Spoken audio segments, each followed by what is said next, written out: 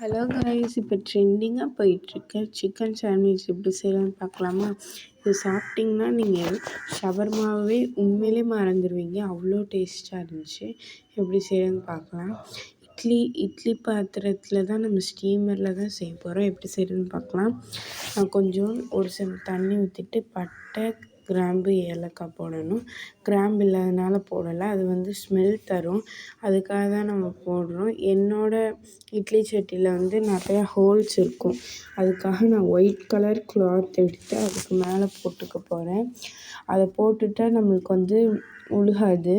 இப்போ முட்டையெல்லாம் ஊற்றுற போகிறோம்ல, அது ஒழுகாது. அதனால நான் கிளாத் போட்டு நல்லா மூடிட்டு, அப்புறம் நான் 5 வரமிளகா எடுத்திருக்கேன்.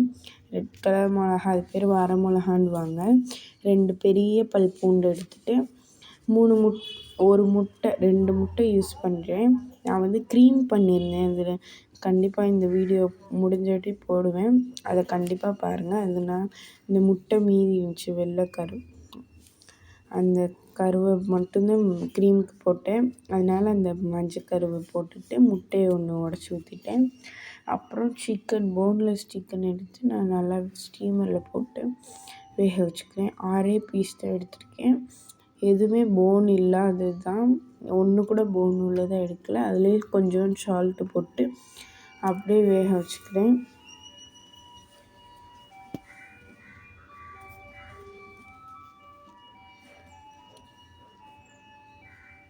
இப்போ அடுப்பு ஆன் பண்ணி தண்ணி நம்ம ஸ்டீமரில் இருக்கிறத அப்படியே வேக வச்சுக்கலாம்.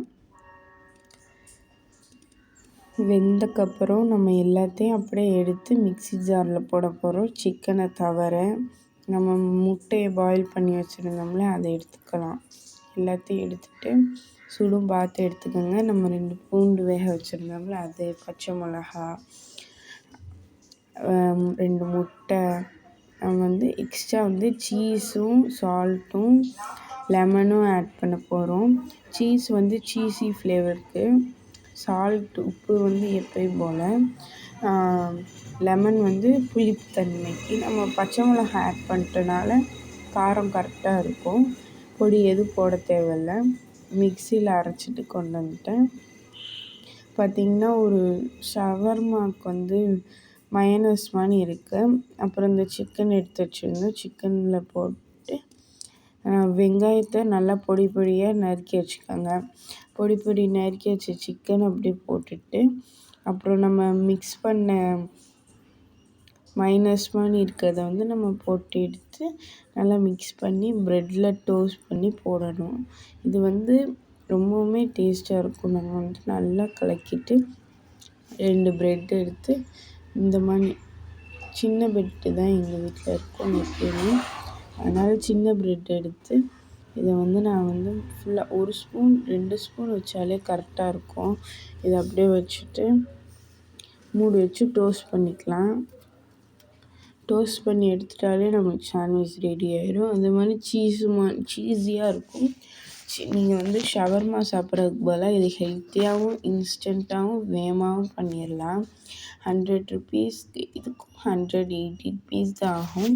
உங்கள் வீட்டில் சிக்கன் செஞ்சாங்கன்னா கண்டிப்பாக ஒரு 2 பீஸ் வாங்கி கண்டிப்பாக செஞ்சு பாருங்கள், ரொம்பவுமே டேஸ்ட்டாக இருக்கும்.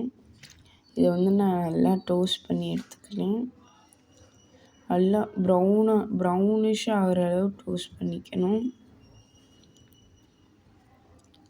இப்போ எல்லாமே டோஸ்ட் ஆயிடுச்சு. அப்படியே பிளேட்டில் போட்டு சாப்பிட ஆரம்பிச்சிடலாம். ஓகே, கண்டிப்பாக ட்ரை பண்ணி பாருங்க. பாய்.